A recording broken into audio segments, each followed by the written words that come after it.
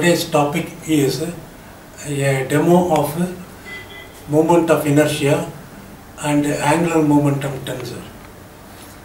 A rigid body has an angular momentum and a moment of inertia. The moment of inertia plays the same role as mass in rigid body dynamics.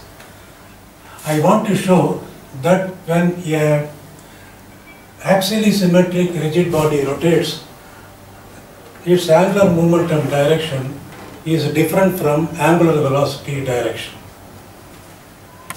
A axially symmetric rigid body has one moment of inertia value is along the z principal axis, and the other two principal moments of inertia are in the x and y direction respectively. Therefore, referred to the principal axis, the moment of inertia tensor is diagonal.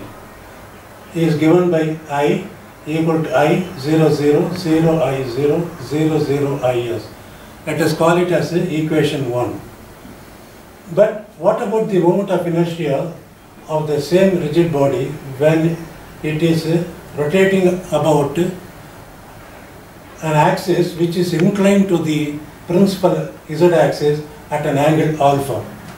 Then we must find out the moment of inertia tensor along this axis of rotation.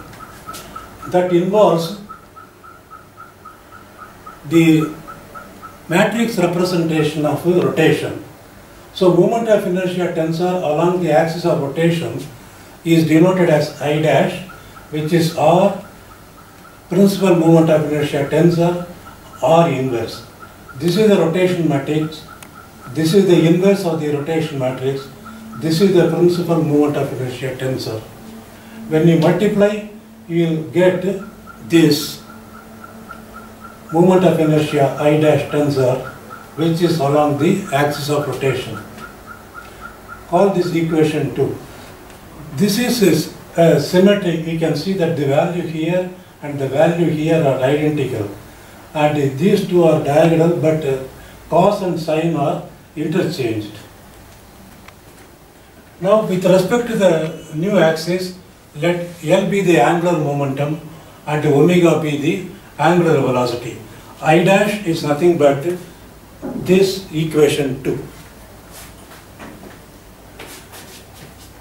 So call this equation 3. Let the component of omega be omega capital X, capital Y, capital Z as the resolved components. In the same coordinate, we also resolve the angular momentum. Lx, Ly, Lz. Sorry, this is Lz, that is 4. Combining equation 3 and equation 2 there, we will get Lx, Ly, Lz equal to I dash tensor omega x, omega y, omega z. Refer to this as this axis. You call this axis as capital X, capital Z, capital X and capital Y. So this angle is alpha, this angle down is also alpha, this angle up is also alpha.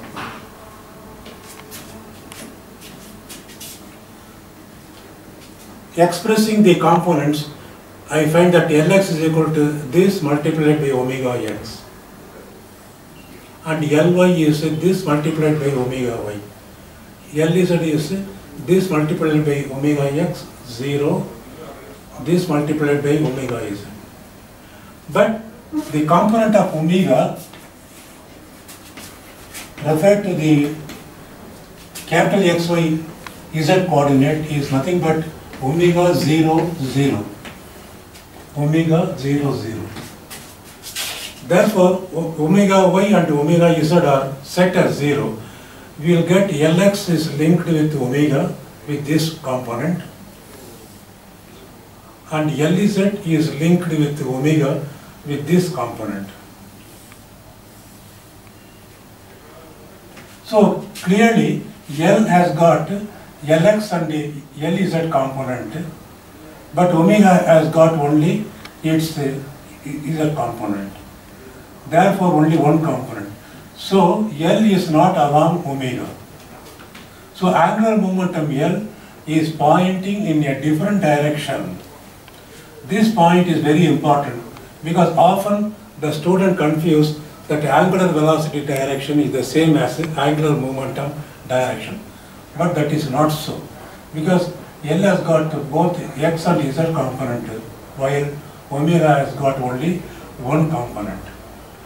Let us divide Lz by Lx, which means I get the orientation of L. This angle is gamma. So tan gamma is Lz by Lx. So this is divided by this. So omega x, which is same as omega, cancels. By simplification, I get tan gamma is I minus Is into tan alpha by I plus Is tan square alpha. This is a rigid body which is taken to be a cylinder and it is axially symmetric. I can choose any coordinate as x, y, z in a direction perpendicular to it. This is the axis of rotation omega, which is set at 30 degrees. So when I rotate it like this,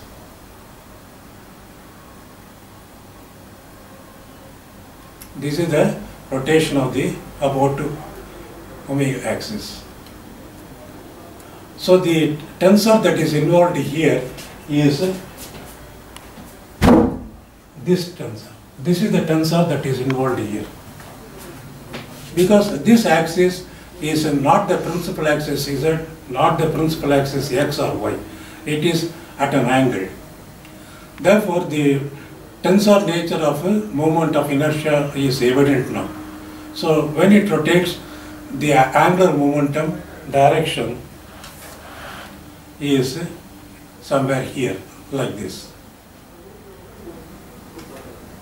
So this is alpha, this is the omega axis.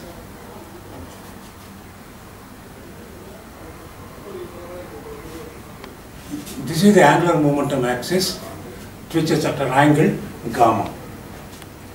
In my example,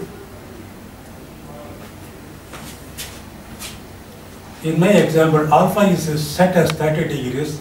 I can calculate tan gamma. From that, gamma is about 14 degrees. So this is 30 degrees, this is about 14 degrees. So L direction is different from angular velocity direction. This is the important conclusion of this